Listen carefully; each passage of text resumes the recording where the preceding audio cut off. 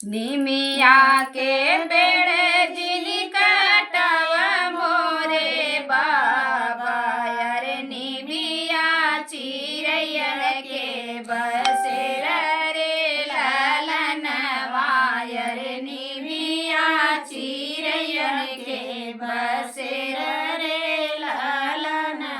अरे कटी जई है निमिया उड़ी जई है चिरई, अरे रही जई है निमिया अकेला रे ललनवा, अरे रही जई है निमिया अकेला रे ललनवा। बेटी गर्भ जिनी बोला मोरे बाबा, अरे बेटी पराई धन हई रे ललनवा, अरे बेटी पराई धन हई रे ललनवा। अरे चली जई है बेटी हो सुने होई बखरी, अरे रही जई है माया अकेला रे ललनवा, अरे रही जई है माई अकेला रे ललनवा। इतनी बचन सुनी माई हो कमनी देई रोई मड़वना के बिचरे ललनवा, अरे रोई मड़वना के बिचरे ललनवा।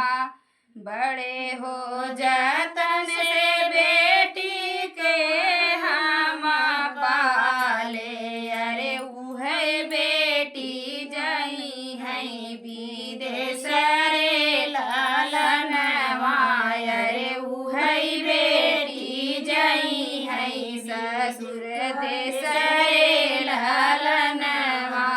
बड़े हो जतन हेटी तोहे हम पाले, अरे उहई बेटी जई है ससुर रे ललनवा, अरे उहई बेटी जई है ससुर रे ललनवा। अरे मम्मी के फाटेला करे जवाए भैया, अरे मड़े के यारिया से घूमे रे ललनवा, अरे मड़े के यारी पासे घूमे रे ललनवा। अरे विदा कर सासू होया अपनी बेटी, अरे होई गई मोरे दुलारी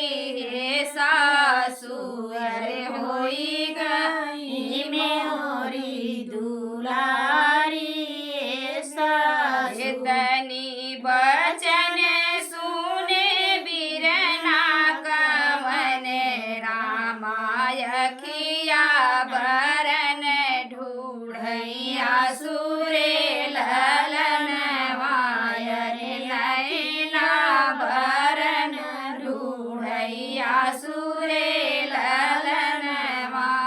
जौने बहिनिया के संगवा खेले और कूदे, अरे आजे बहिनी गईले ससुर ललनवा, अरे वही बहिनी गईले पराई रे ललनवा।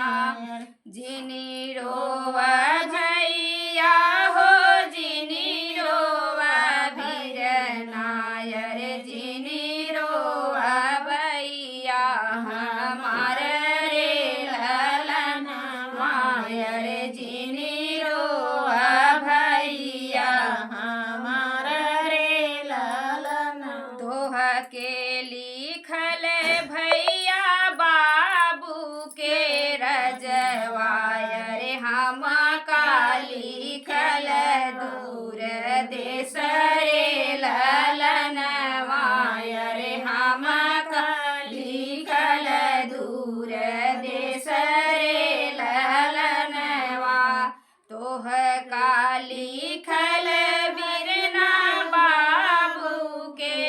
જવા